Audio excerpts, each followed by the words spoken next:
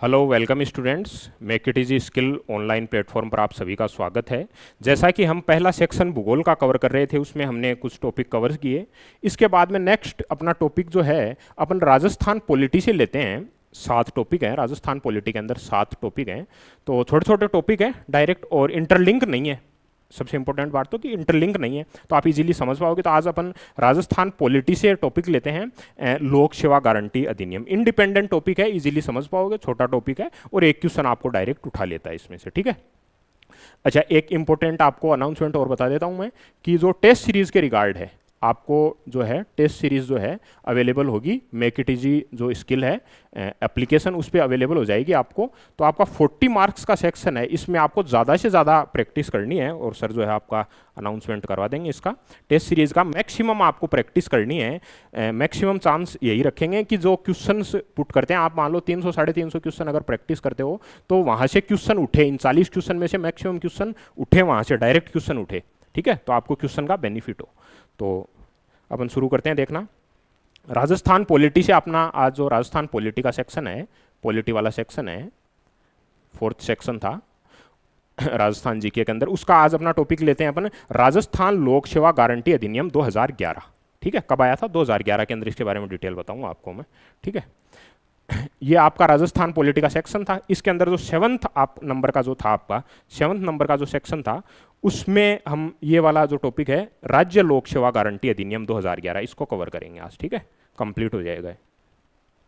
तो आपको मैं इसको पहले इनिशियली जो अध्याय है इसका सार बता देता हूं आपको पहले कि इसमें है क्या, क्योंकि वो कहलाता वाले स्टेटमेंट हैं, उनसे सबसे ज़्यादा बड़ी दिक्कत ये होती है कि आप बड़े बड़े जो स्टेटमेंट्स हैं उनको पहली बार पढ़ते हो तो वो कम समझ में आता है, थोड़ा बहुत समझ में आता है, ठीक है, मामूली बहुत समझ में आ गया। दूसरी बार पढ़ते हो तो उससे भी कम समझ में आता है, ज़्यादा नहीं आता, उससे भी कम समझ में आता है। और तीसरी बार पढ़ते हो तो ये भी कंफ्यूजन हो जाता है कि टॉपिक कौन सा पढ़ रहे थे, ठीक है ना। ये दिक्कत है, मतलब स्टेटमेंट वाले क्वेश्चन जो बड़े बड़े स्टेटमेंट आते हैं उनसे। तो आपको पॉइंट टू पॉइंट बात बताऊंगा और पहले समझना है, उसके बाद में पॉइंट्स आपको नोट डाउन करवा देंगे, ठीक है। तो लोक सेवा गारंटी अधिनियम 2011 लिखा हुआ है पहले, तो 2011 के अंदर आया है। लेकिन 2011 को कब आया? देखो आपसे यहां पे लिखता हूं मैं, राज्य लोक सेवा, राज्य लोक सेवा गारंटी, गारंटी अधिनियम, गारंटी अधिनियम कब का है? 2011 का है। कब आया? 14 नवंबर 2011 को आया। कौन लेकर के आया? तत्कालीन सीएम थे अशोक गहलोत, वो लेकर के आए। तत्कालीन सीएम थे अशोक गहलोत जी, वो लेकर के आए, ठीक है। इससे पहले भी कहीं पर था क्या ये? प्रथम बार कहां पर आया? प्रथम बार मध्य प्रदेश के अंदर आया। और मध्य प्रदेश के अंदर कब आया था ये? 18 अगस्त को आया था। सबसे पहले मध्य प्रदेश में आया है, एक साल पहले, 18 अगस्त 2010 के अंदर, ठीक है। ये आपको इंपॉर्टेंट याद रखना है कि 2011 का अधिनियम है।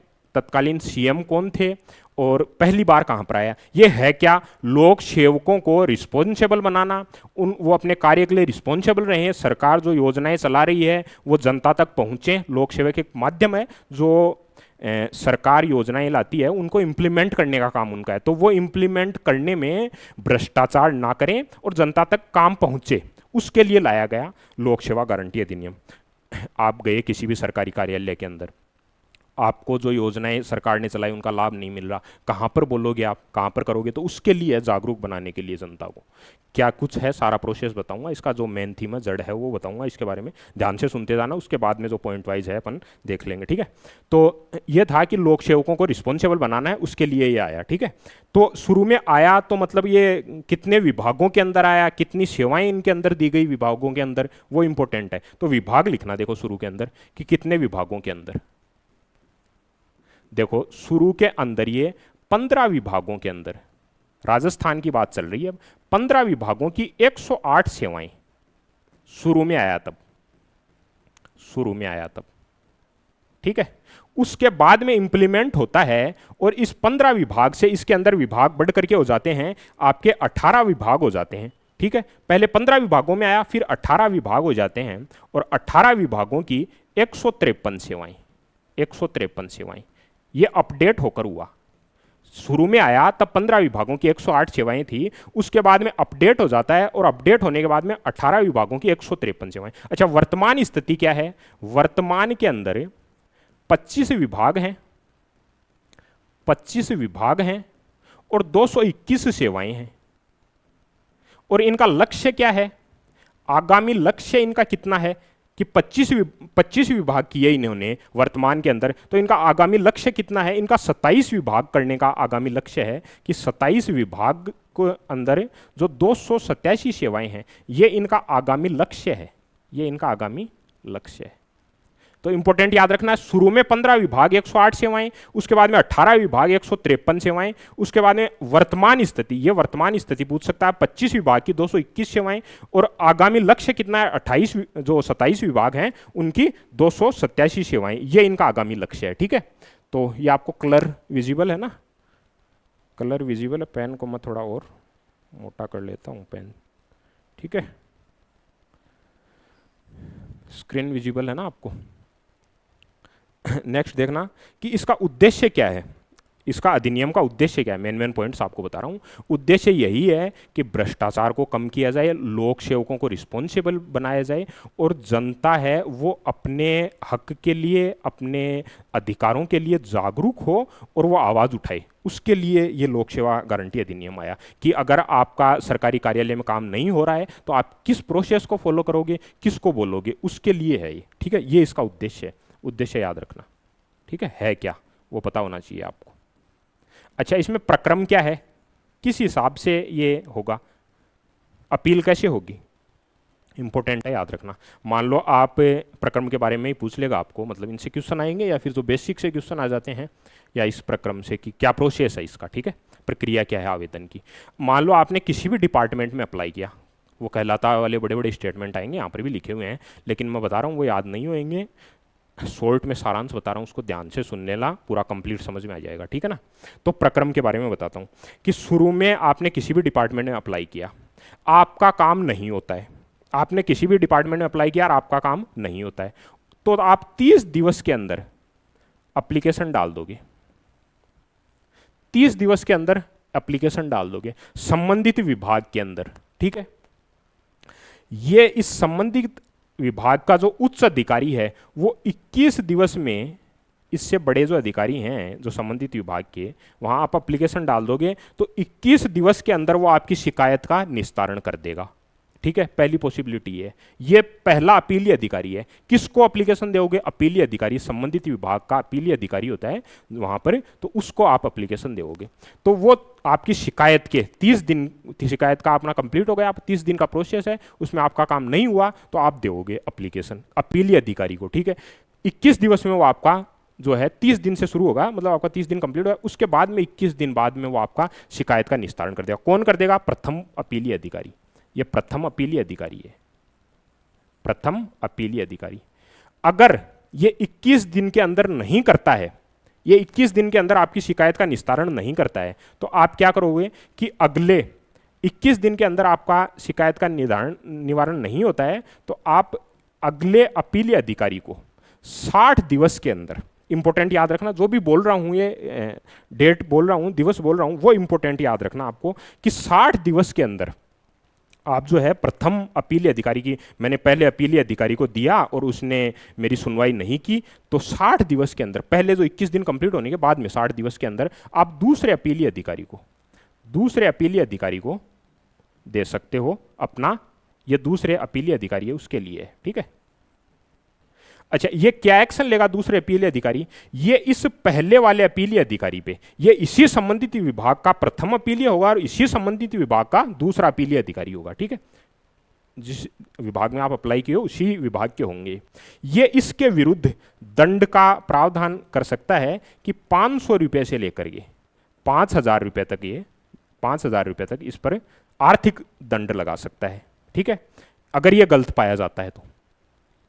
अपीलार्थी की शिकायत पर अगर प्रथम अपीलीय अधिकारी गलत पाया जाता है, दूसरा अपीलीय अधिकारी उस पर दंड कर सकता है। ये डिले कर रहा है, देरी कर रहा है, तो भी ये 500 रुपये से लेकर के 5,000 रुपये तक इस पर पेनल्टी लगा सकता है। ठीक है, अगर ये लगातार देरी करता है तो इस देरी का प्रतिदिन के हिसाब से 250 रुपये से लेकर के 5,000 रुपये तक ये पेनल्टी लगा सकता है इस पर। ठीक है, ये प्रतिदिन होगी।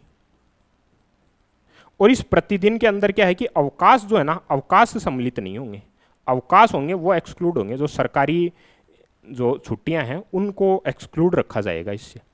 दूसरा अपीलीय अधिकारी होता है, इसके पास में ये मानो आप सिविल न्यायालय होता है ना, जो सिविल न्यायालय, सिविल कोर्ट, उसके इक्विवेलेंट इसके पास में जो अथॉरिटी होती है, सिविल न्यायालय के इक्विवेलेंट दूसरे वाले के पास में, पहले वाले के पास में नहीं होती है, दूसरे वाले के पास में जो है सिविल न्यायालय के इक्विवेलेंट इसके पास में अथॉरिटी होती है। ठीक है, अच्छा, इससे इसका शिकायत का निवारण दूसरे अपीलीय अधिकारी द्वारा कर दिया जाता है। ठीक है, इंपॉर्टेंट याद रखना कि इसमें विशिष्ट प्रावधान एक बोला गया है, जो आपका लोक सेवा गारंटी अधिनियम है, कि आपकी जब सुनवाई होगी उससे 7 दिवस पहले जो अपीलार्थी है उसको सूचित किया जाएगा कि आपकी सुनवाई इस दिन है।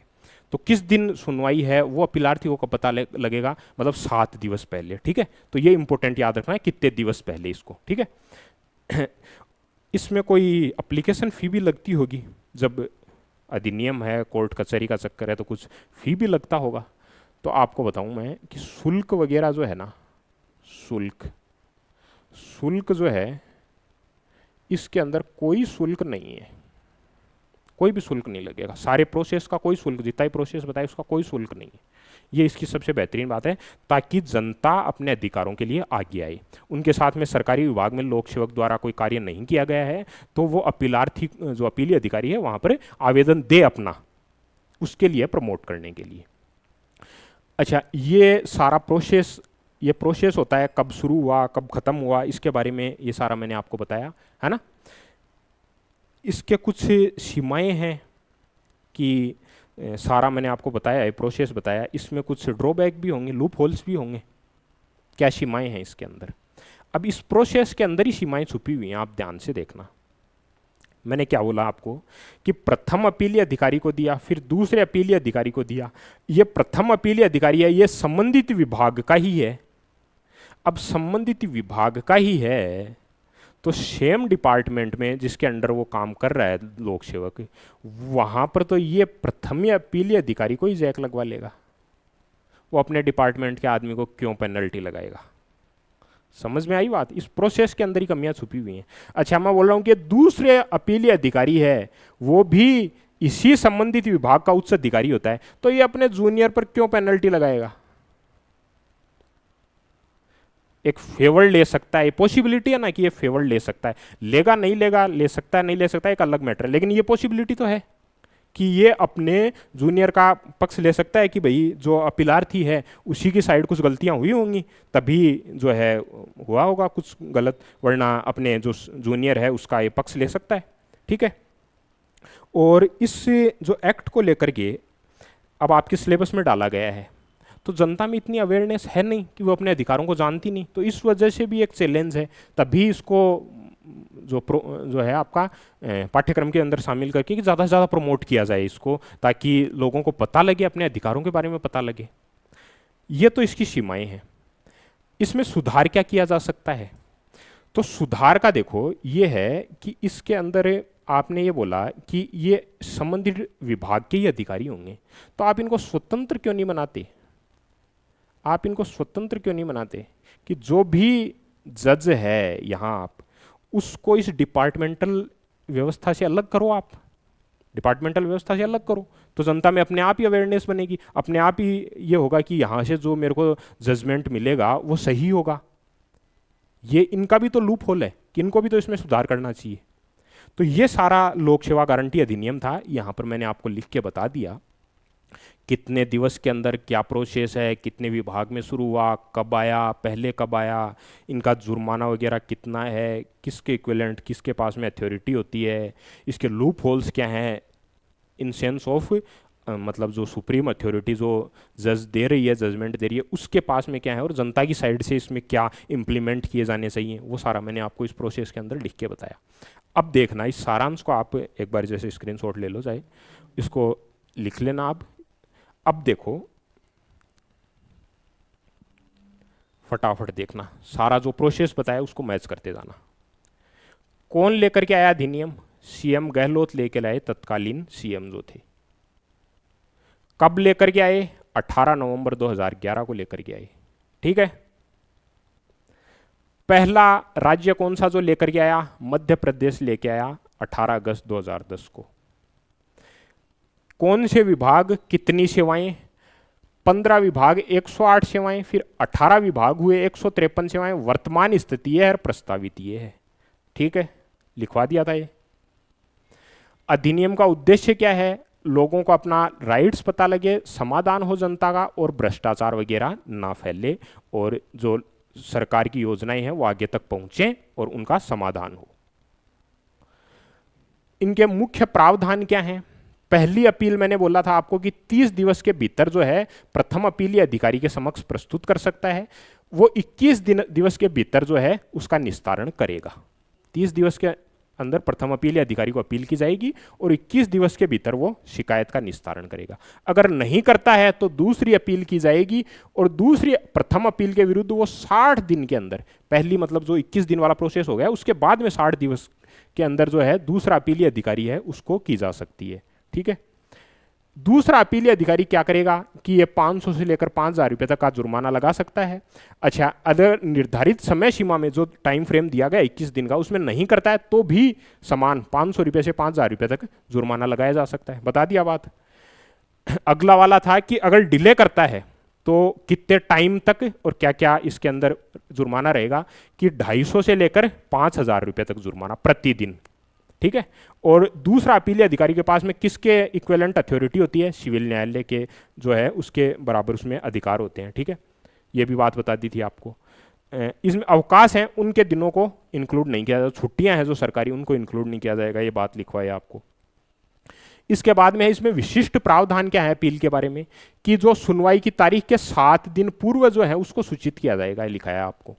शुल्क देय नहीं होगी। आ रहे हैं सारे पॉइंट। लोक सेवा अधिनियम की सीमाएं, चुनौतियां क्या हैं? ये हैं कि मान लो कि एक तो कि ये संबंधित विभाग के अधिकारी जो हैं, इसके बारे में मैंने बताया कि ये पूर्वाग्रह मतलब अपने जूनियर्स को जो है ये नहीं लगाएगा पेनल्टी, ये वाली एक चीज़ है। अच्छा, इस एक्ट के बारे में जो है समुचित जानकारी प्राप्त नहीं हो रही है, जनता जागरूक नहीं है एक तो। अच्छा, एक ड्रॉबैक और आप ध्यान में रख सकते हो कि सेम सेवाएं हैं, सेम विभाग की हैं, उनके लिए टाइमिंग अलग अलग है, कि जो सेवाएं, जो शिकायत का निस्तारण करने का समय है वो अलग अलग दे रखा है इन्होंने। जैसे अब आपको मैंने बताया ना कि जो 21 दिवस के अंदर निस्तारण किया जाएगा। अब ये जो मैंने आपको सेवाएं बताई इनिशियल में जो शुरू हुई थी 15 विभाग की 108 सेवाएं, ठीक है ना, और अभी जो है कि 25 विभाग की 221 सेवाएं जो वर्तमान के अंदर है। अब इनमें भी अलग अलग सेवाओं के अंदर सेम डिपार्टमेंट सेम है और उनके सेवाओं में टाइम का डिफरेंस है शिकायत निवारण में। तो ये एक इसका है कि ऐसा क्यों है? अगर डिपार्टमेंट सेम है, सेवाएं उसी डिपार्टमेंट की हैं, तो टाइम भी उसको जो है निस्तारण करने का समान होना चाहिए। तो ये भी यहाँ की एक दिक्कत है। इसके अधिनियम के प्रभावी क्रियान्वयन के लिए क्या किया जाना चाहिए, कि क्या इंप्लीमेंट किया जाना चाहिए? पहला तो यह है कि जनता को इसमें पॉजिटिव बताया जाए कि आपका जो होगा, आपको जो शिकायत का निस्तारण होगा वो सकारात्मक तरीके से होगा और आपको न्याय मिलेगा, ये पहले जनता के अंदर। और इनको भी क्या है कि डिपार्टमेंट को भी कुछ करना चाहिए, अकेला जनता की जागरूकता से क्या होगा? आप भी तो इंडिपेंडेंट बनाओ ना सिस्टम को, आयोग को आप भी इंडिपेंडेंट बनाओ। ये भी एक है कि आपने प्रथम अपीली अधिकारी बना दिया उसी विभाग का और दूसरा अपीली अधिकारी है वही उसी डिपार्टमेंट का बना दिया, उनके ही सीनियर्स को बना दिया, तो वहाँ पर तो ये जो है पूर्वाग्रह चलेगा कि सर अपने डिपार्टमेंट का है रफा दफा कर दीजिए मामला। समझ रहे हो बात को? ये दिक्कत है। ये सारा लोक सेवा जो है गारंटी अधिनियम जो है इसके बारे में था। अब प्रश्न करते हैं इससे डायरेक्ट क्वेश्चन, जो आपको मैंने सारांश बताया और इस थ्योरी से डायरेक्ट क्वेश्चन आएंगे। देखना, पहला क्वेश्चन है प्रश्न नंबर 1, दे रखा है कि लोक सेवा गारंटी अधिनियम 2011 के अंतर्गत प्रथम अपीली अधिकारी का निर्णय कितने दिवस के अंदर दूसरे को, मतलब पहले ने जो अपील की उसके कितने दिन बाद दूसरे को, कितने दिन बाद में बताया था 60 दिवस के भीतर। कौन सा वाला आंसर हो जाएगा? डी वाला आंसर हो जाएगा। बताया ना, 60 दिवस, ठीक है। नेक्स्ट देखना क्वेश्चन नंबर 2, राजस्थान लोक सेवा गारंटी अधिनियम 2011 राज्य में कब लागू हुआ? कब लागू हुआ ये वाला? 14 नवंबर 2011 को। अच्छा, एमपी के अंदर सबसे पहले लागू हुआ, कब हुआ? 18 अगस्त 2010 को, ध्यान में है ना, ठीक है। तीसरा, राजस्थान लोक सेवा जो है उनको प्रदान करने का गारंटी अधिनियम 2011 वाला था, इसके बारे में कथन आपको 15 विभागों की 108 सेवाएं, सही है जी, बिल्कुल सही बात है। सेवा प्रदान करने की निर्धारित अवधि की गणना में राजकीय अवकाशों को छोड़ा जाता है, अभी तो बताया कि इसमें अवकाश जो है सम्मिलित नहीं किया जाता है, तो सही है, दोनों बात सही है, तो 1 व 2 दोनों सही है, ठीक है ना। शुल्क वगैरह नहीं लिया जाता है। अच्छा, अभी कितनी है? 25 विभागों की 221 सेवाएं, और प्रस्तावित कितनी है? 27 विभागों की 287 सेवाएं, ध्यान में है ना, ठीक है, ये हो जाएगा इसका। नेक्स्ट देखना क्वेश्चन नंबर 4, राजस्थान लोक सेवाओं की जो है प्रदान की गारंटी अधिनियम जो है 15 विभागों की, ये तो क्वेश्चन ही डायरेक्ट ही पूछ लिया, इसमें शुरुआत कितने की हुई, तो 108 विभाग थे इसमें। अच्छा, इसके बाद में आप बता सकते होगे कि मतलब जैसे 15 विभाग थे, इसके बाद में कितने हुए? 18 विभागों की 153 सेवाएं हुई थी शुरू, है ना, ध्यान में है ना। अच्छा, ये एक नया क्वेश्चन है, इसको मैंने आपको इसमें नहीं बताया, इंक्लूड नहीं किया, क्वेश्चन के थ्रू इंक्लूड कर रहा हूं कि पहली जन सुनवाई कहां पर हुई थी? याद रख लेना, कोटा किराना के अंदर, मतलब ये अधिनियम था लोक सेवा गारंटी अधिनियम, इसकी पहली सुनवाई कहां पर हुई थी? क्वेश्चन के थ्रू याद रख लेना, कोटा किराना के अंदर, ठीक है, ये आपका राइट आंसर हो जाएगा इसका। अच्छा, नेक्स्ट क्वेश्चन देखना कि राजस्थान लोक सेवा गारंटी अधिनियम 2011 का उद्देश्य क्या है? पारदर्शिता लाना, शिकायत का जो निवारण तंत्र उपलब्ध कराना, और सेवा प्राप्ति का अधिकार, या उपरोक्त सभी? क्या होगा इसका? सिस्टम को पारदर्शी बनाना, लोक सेवक भ्रष्टाचार ना करें, जनता अपने जो है अधिकारों के लिए जागरूक हो और उनको प्रभावी तरीके से अपनी सेवा प्राप्त हो सके, उसके लिए था ये सारे। आपको उद्देश्य के अंदर मैंने आप पॉइंट्स भी दिए हैं आपको, ठीक है ना, तो ये इसका आंसर हो जाएगा, ठीक है। तो ये सारा अपना था। अब ये जो पॉइंट्स हैं देखो, ये जो आपको ये पॉइंट्स मैंने आपको लिखाए हैं यहाँ पर, इनको आप देखो ढंग से नोट डाउन कर लेना। आपको जैसे आपको समरी वे के अंदर तो मैंने बता दिया था, इसके बाद में जैसे कौन लेकर के आया, इनको ध्यान से नोट डाउन कर लेना।